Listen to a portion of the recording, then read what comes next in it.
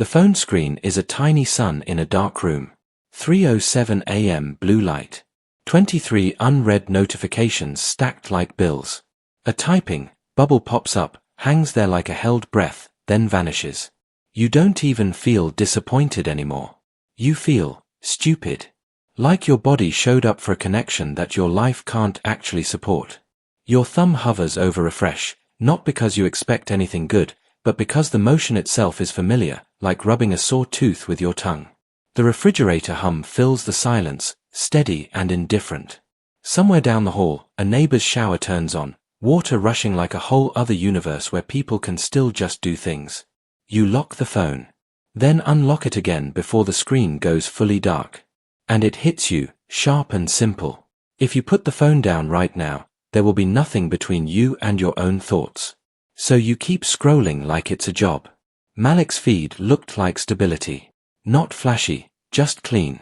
A few clipped photos of his little sister's school art taped to the fridge.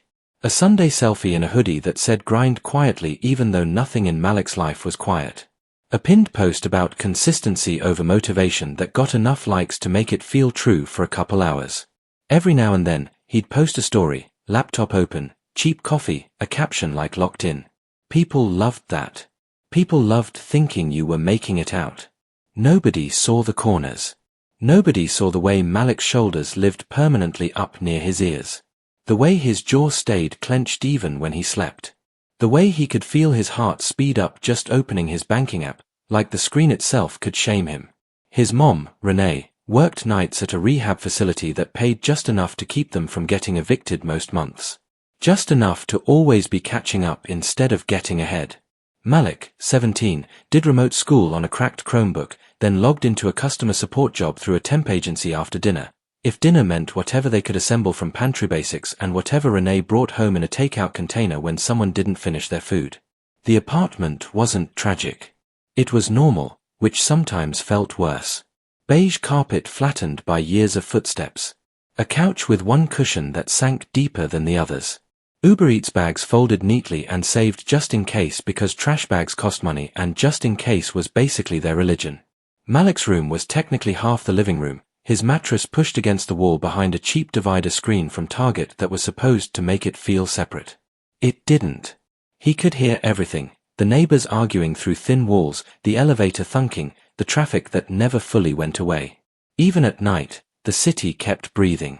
He'd get home from the temp shift around midnight, step over his sister Ava's backpack, and try to be quiet. The kitchen light always buzzed. He'd open the fridge and stare, like staring could rearrange reality. Sometimes there'd be eggs.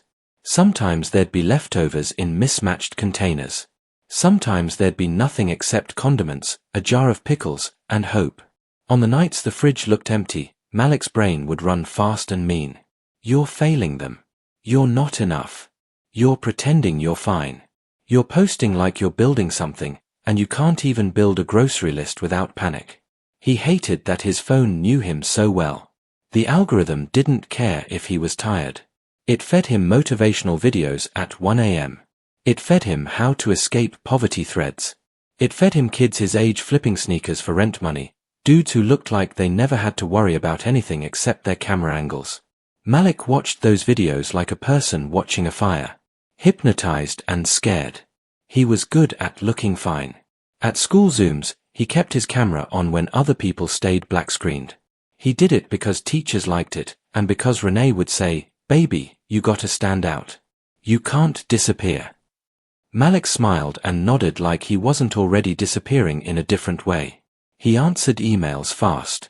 He used professional punctuation. He said absolutely and happy to help like he wasn't talking to strangers who would cuss him out because a package got delayed. At the temp job, he took calls with a calm voice that didn't match the way his stomach stayed tight. When customers yelled, he'd keep his tone steady, like he was the adult, like he was the one with a savings account and a therapist and a calendar app full of yoga. When the call ended, he'd mute his mic and exhale through his teeth, slow, the way he'd learned to do after watching a TikTok about nervous system regulation at 2:30 a.m. The irony felt almost funny. Almost. The blur between work and life wasn't a blur for Malik. It was one long line. The same screen for school, for work, for bills, for entertainment, for checking on Renee when she didn't text back right away. Some nights, Renee would come home looking like she'd been hollowed out. She'd kick off her shoes by the door and lean her forehead against the wall for a second, like she needed the wall to hold her up. She'd open her phone and scroll too, even though she was exhausted, even though her eyes were heavy.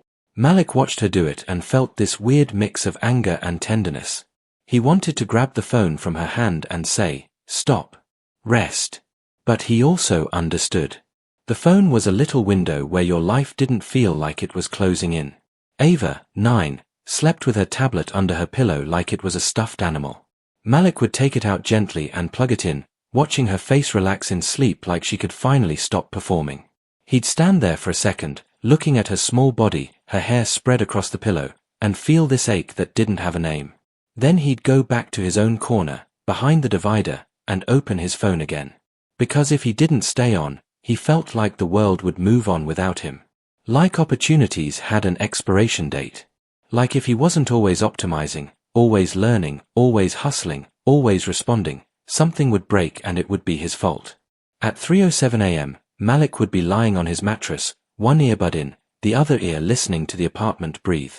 He'd scroll past jokes and thirst traps and day-in-my-life videos from kids with clean kitchens and calm parents. He'd pause on a video of a guy saying, "I used to be broke like you. Then I changed my mindset." Malik wanted to throw his phone. Instead, he saved the video. Because hope, even the fake kind, still felt better than silence. And that was the scariest part, how easy it was to live in a life that looked fine, while feeling like you were quietly drowning in plain sight. The power went out at 6:42 p.m., right when Malik was in the middle of a call. 1 second he was saying, "I completely understand your frustration," and the next the laptop screen went black, the hum of the refrigerator died mid-note, and the apartment dropped into a silence so sudden it felt physical. Like the air had been scooped out. Malik stared at the dead screen for a full 5 seconds, waiting for it to come back. His brain kept moving even though the world had stopped. He checked the power button. Nothing. He unplugged the charger and plugged it back in, like that could somehow fix the grid. From the other room, Ava said, "Malik." Not scared. Just confused. Confusion was worse. "It's okay," he called, trying to sound casual. "Probably just a quick outage." His phone buzzed in his hand. 1 bar of service. A flood of notifications came through all at once like a delayed confession. Missed calls, a system alert from the temp agency, a message from Renee, lights flickered here too. "You good?" He typed back fast. "Yeah. Power out. We're fine." Then the phone buzzed again. And again. And then, nothing. Service dropped to no signal like a slammed door. Malik laughed, short and sharp. "Of course," he said to the empty room. Ava padded out from her room, tablet clutched to her chest like a lifeline. "My show stopped." "I know," Malik said. "Mine too." She frowned, processing this. "Is it broken?" "No. Just asleep," he said, because he didn't have a better metaphor ready. The hallway light was out. The building felt different without its usual buzz, no elevator, no distant TV noise bleeding through the walls. Just human sounds. Footsteps. Someone coughing. A door opening down the hall. Malik checked his phone again. Still dead. The anxiety rose fast, hot and familiar. He needed to email his supervisor. He needed to explain. He needed proof this wasn't his fault. He paced. 3 steps forward. 3 steps back. The apartment felt smaller without the illusion of infinite digital space. No scrolling. No background noise. Just thoughts lining up like unpaid bills. Then there was a knock. Not loud. Not aggressive. Just human. Malik froze. People didn't knock here unless something was wrong. He opened the door halfway. The man in the hallway was older, maybe mid-40s, wearing a windbreaker and holding a paper grocery bag. His face looked tired in a specific way, like someone who worked with his hands and his patience at the same time. "Hey," the man said. "Sorry to bother you. Power's out everywhere. I was wondering if you had a candle or something. My phone flashlight's about to die." Malik blinked. The request felt almost old-fashioned. "Ah," he said. "Yeah. I think so. He turned back into the apartment, digging through the junk drawer where batteries, rubber bands, and expired coupons lived. He found 2 short candles from a birthday pack they'd never finished. He handed one over. This is all I got. The man smiled like Malik had handed him something valuable. Perfect. I'm Chris. I'm in 3B. Malik, he said automatically. This is my sister, Ava. Ava gave a small wave, eyes curious. Chris noticed the dark apartment, the quiet. You guys good? Yeah, Malik said. Just waiting it out. Chris nodded. Yeah. Same. Weird how quiet it gets, huh? Malik didn't answer right away. He hadn't realized how loud his life usually was until now. Chris hesitated, then held up the grocery bag. I've got extra sandwiches. I made too many for work tomorrow. Power's out, fridge is questionable. If you want one. Malik's first instinct was to say no. Pride rose up fast and reflexive. But his stomach betrayed him, tightening at the smell of bread and deli meat. He glanced at Ava. She was already looking at the bag like it contained magic. That's okay, Malik started to say. Chris met his eyes, not pitying, just straightforward. They'll go bad.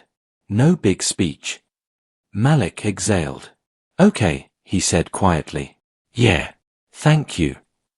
They sat on the apartment floor because the couch was cluttered and the candles looked steadier down low. The hallway light from outside the door gave just enough glow to see each other's faces. The sandwich was simple. Turkey, cheese, mustard. Nothing Instagram-worthy. Malik ate slowly, aware of every bite, of the fact that he hadn't eaten since noon. Ava ate hers in silence, crumbs on her shirt, shoulders relaxing with every chew. Chris leaned against the wall. I forget how much I rely on my phone until it's gone, he said. I keep reaching for it like it's gonna save me. Malik laughed, surprised by the sound of it. Yeah.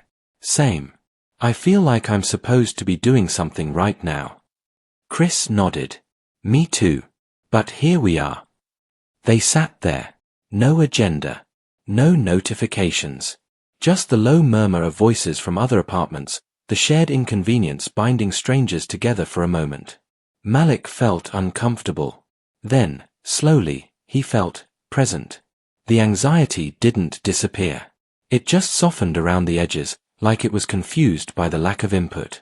For the first time in a long time, Malik wasn't optimizing. He wasn't performing. He was just a kid on the floor, sharing a meal with a stranger in a dark apartment. And something about that felt like a glitch in the system. Not a fix. Just a pause. A reminder that life still existed outside the screen, even when it was inconvenient, even when it wasn't curated, even when it asked you to look someone in the eye and say, yeah, this is hard. The power came back on at 2:11 a.m. It didn't explode back into life the way Malik expected. No dramatic flicker.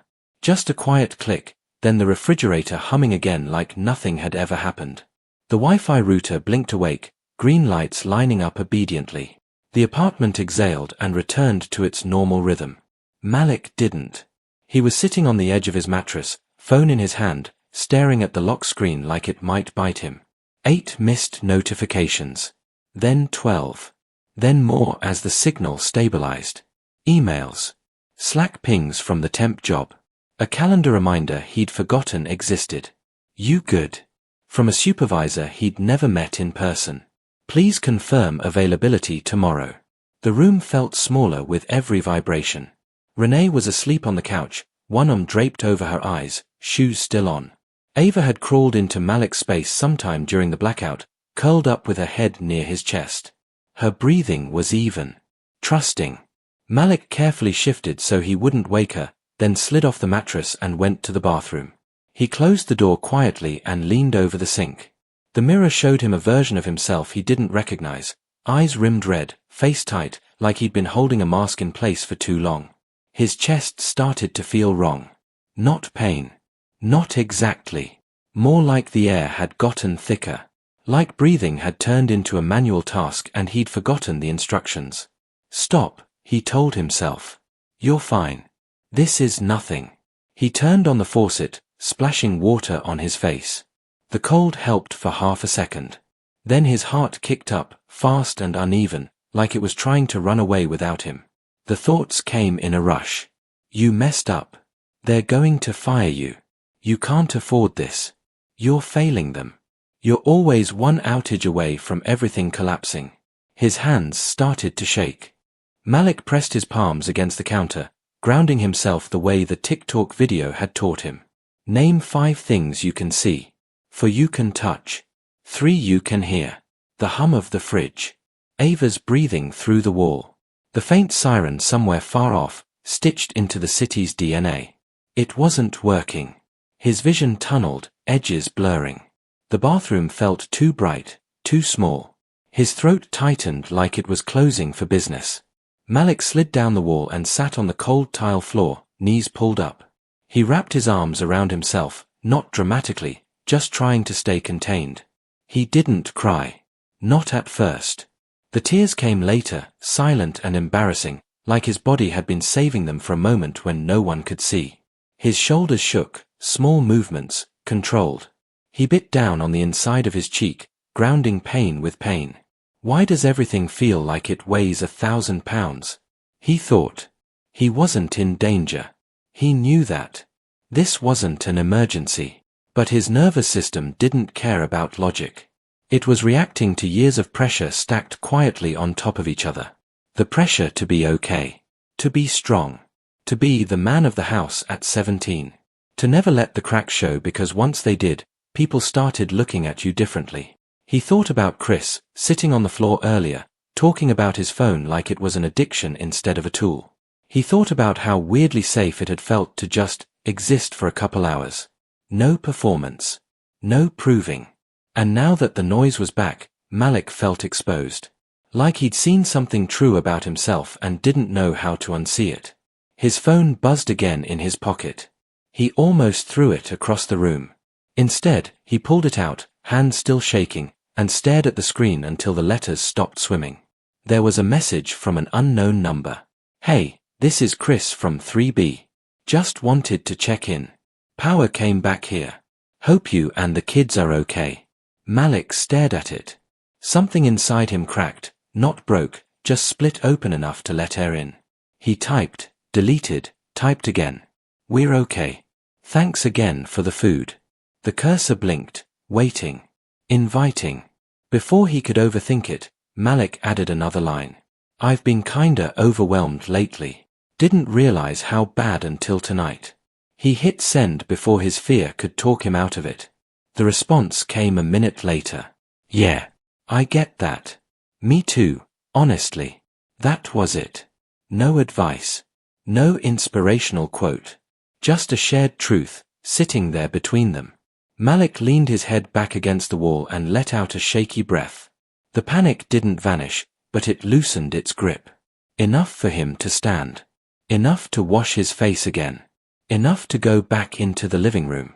He sat on the floor next to Ava, watching her sleep, feeling the weight of responsibility and love twist together in his chest. For the first time, he didn't tell himself to suck it up. He didn't minimize it. He didn't scroll it away. He whispered, barely audible, I'm not okay. The words didn't fix anything. But they didn't destroy him either. They just sat there, honest and small, like the first brick in something that might one day hold. Malik woke up with a dull ache behind his eyes and the familiar heaviness in his chest, like someone had laid a sandbag there while he slept. Ava was sprawled sideways on the mattress, one sock missing, breathing through her mouth. Renee was still on the couch, phone face down on her chest, alarm muted after the third snooze. Life hadn't been reset overnight. The power was on. The bills were still there. The temp job still expected him to sound cheerful at 10 a.m. But something had shifted, not loudly, not in a way you could post about. It was more like a hairline crack in a wall you'd been leaning on for years. The wall was still standing. You just knew now that it wasn't unbreakable. And that you weren't crazy for feeling the strain. Malik made breakfast with what they had. Toast. Peanut butter. The last banana, sliced thin so Ava wouldn't notice it was smaller than usual. Renee woke up while he was at the counter. You didn't wake me, she said, rubbing her eyes. You looked tired, Malik said. She studied him for a second. Not suspicious. Just attentive. You okay? The question landed differently today. Malik could have said yeah. He almost did. The word was right there, practiced and easy. Instead, he said, I'm managing. Renee nodded like that made sense. Like managing was an acceptable state to be in. That's honest, she said. I'll take that. After she left for her shift and Ava headed to school, Malik sat alone in the apartment. The quiet felt less hostile than it usually did. He opened his laptop for work, then paused. The Slack icon glowed, demanding. The banking app waited like a judgmental friend.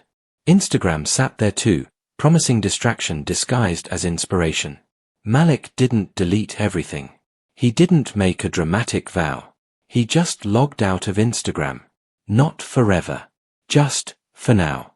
The relief was immediate and unsettling, like stepping off a moving walkway and realizing how fast you'd been going without noticing.